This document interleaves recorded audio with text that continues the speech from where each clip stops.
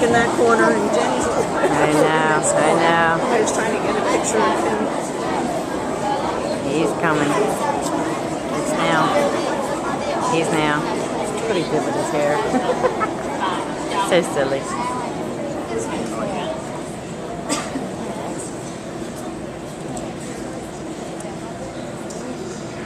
Well, today is November 11th, and it's Veterans Day.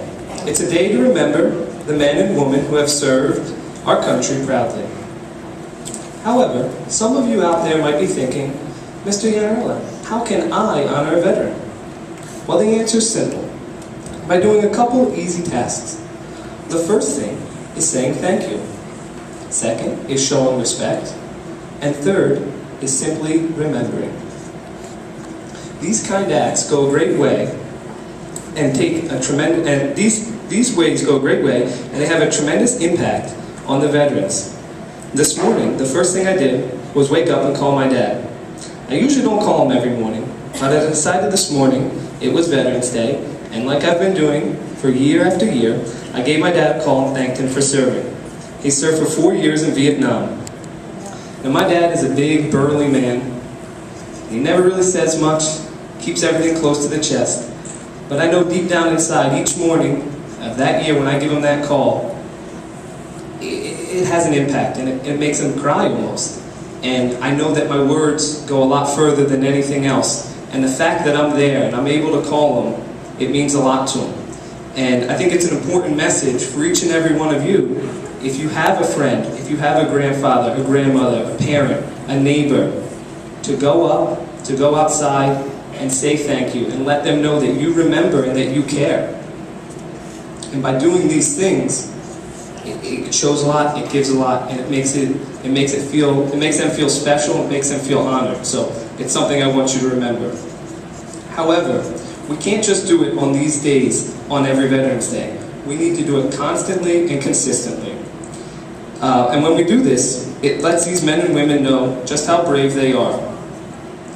I know that we look up to a lot of different people, but these are the people, these men and women sitting right here in our community who have honored their country by serving in one of the armed forces. These are the true heroes, and these are the people that we need to look up to, show respect to, and honor. And I'm just very I want to say thank you to every single one of you for coming in and being able to show our school what a good role model you are and how much you've done for each and every one of us, myself included. So from the bottom of my heart, thank you very much for showing up.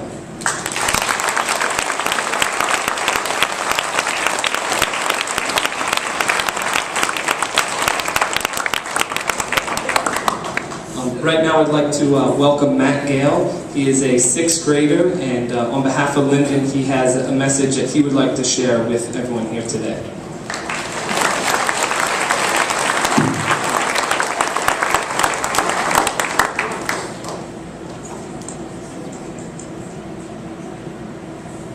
Hello, veterans. Thank you very much for coming to our great school, guarded by Linden the Leopard and the best country on earth, the United States of America.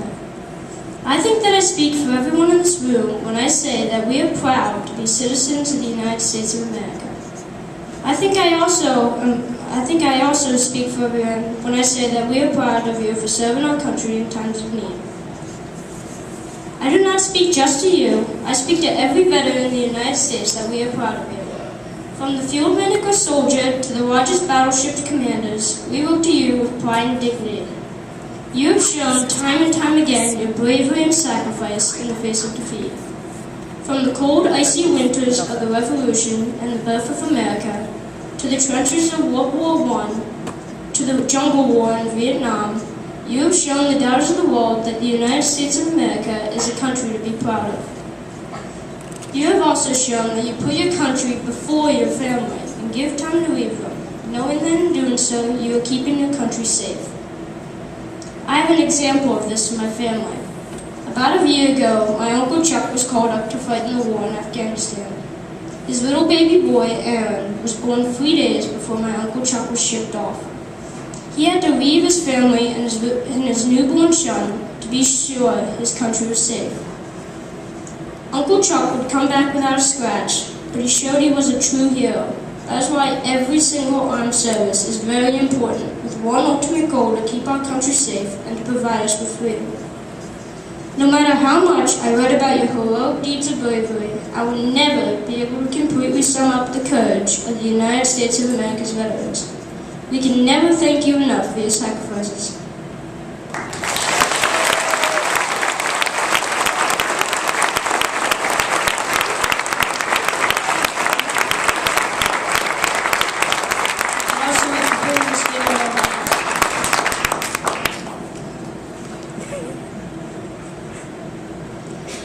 That was an excellent job, Matt. Nice. Really coming from the heart. You did an excellent job. It takes a lot of courage to get up here in front of the big audience and speak to everyone. And Matt worked really hard on his speech and he practiced a lot. I think it showed how well he did. For our guest speaker today, I went searching long and hard, and at the end of Veterans Day last year, I had someone who attended last year and said, you know, Mr. Yanner, I'd love to come up and speak. And so we've been talking the last month or so, working out the details, and she's our first female veteran who's going to come up and speak this year. So I'm proud to introduce a wonderful person, works with my mother and a great veteran. So here is Maureen Burns.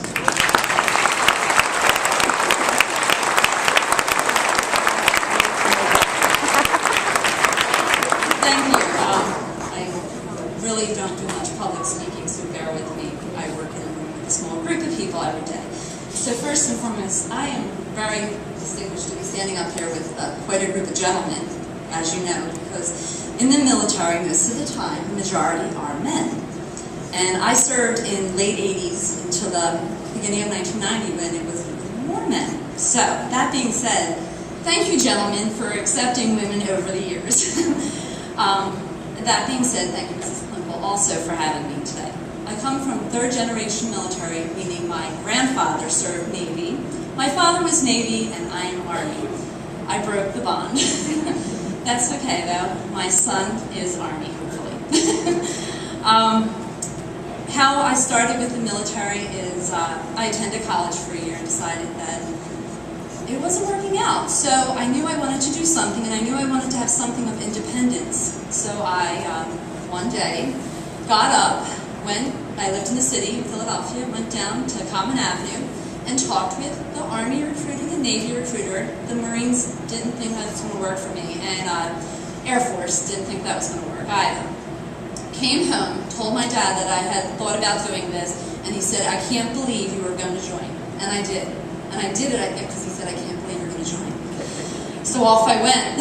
And I then went to real faraway, distant places. I traveled to Fort Dix, New Jersey for 3 months of autumn, winter, camping, extended tours, and just all around Girl Scout fun. I learned a lot. I learned how to be a part of a team and camaraderie. I learned that there is more of the selflessness in God and country, and that is what I feel is the most important thing as part of being a veteran. We're here today for a common cause, and that's our love of God and country. And one thing I would ask all of you always to remember is that there is a way for you to go out, get a great education, learn about yourself, and find independence. It's not for everyone, and I'm not saying please go home and recruit. What I'm saying is that find your way, find your dreams, and the military truly is a good place to find that. I then finished up after basic training and then went for 2 years. I stationed at Fort Clayton, Panama, which was, again, another adventure. Travel. Hey, you're in the military, you're going to travel. I then went to Fort Carson, Colorado, and ended my career, which at that point I entered into nursing school. And to me, that's where it really began, the benefits of being a veteran. For me, serving our country provided me with the opportunity to get higher education. I was then able to become a nurse. Our state here, the state of Pennsylvania, provides our vets with wonderful opportunities. And these are the things that we should be thankful for. Thankful that we have an opportunity to serve something so great, our country, and to provide ourselves with an opportunity for higher education. So, yes, please, I do thank each and every vet for all the support you did. When I was in the military, there was no board. It was Ronald Reagan. So, please, thank you all, gentlemen, and God bless America. There's one thing I would just like to read in closing. This was posted today in the Intel. It's the soapbox, and what it says. This is from Benjamin Mastrid. He is the VFW president for the local area. It is a veteran, not a preacher, who is given freedom of religion. It is a veteran, not a reporter, who is given freedom of the press. It is a veteran, not a poet, who has given you freedom of speech. It is a veteran, not a liberal protester, who has given you freedom to assembly. It is a veteran, not a lawyer, who has given you the right to fair trial. It is a veteran, not a politician, who has given you the right to vote. It is a veteran who salutes the flag and who serves under the flag. So thank you all for your time.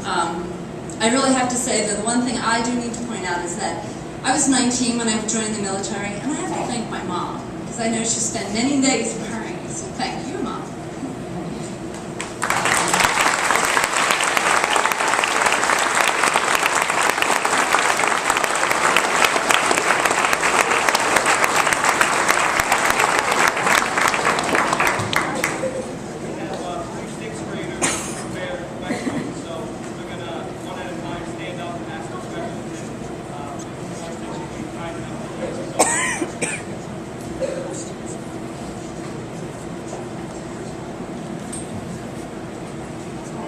After serving your country, how did it change your life? Education. Like I said before, it's education that truly changed my life. The military provided me with a chance to see that there is a big world out there. Sometimes it's very hard because we see our little Bucks County, PA, and we're lucky people here. I mean, we're very lucky. Most people here don't realize that there are children that do not have shoes. I also went for a month in Honduras, and there's where I've seen truly poverty-stricken people. That's the hardest thing. So it changed my life in the fact that I was able to get education.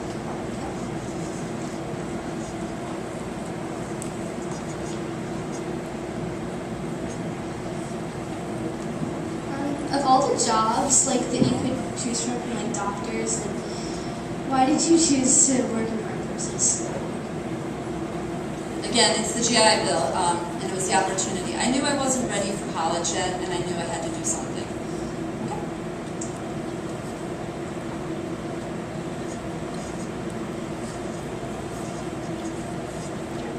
What did you enjoy doing during your time serving our country? What did I enjoy doing?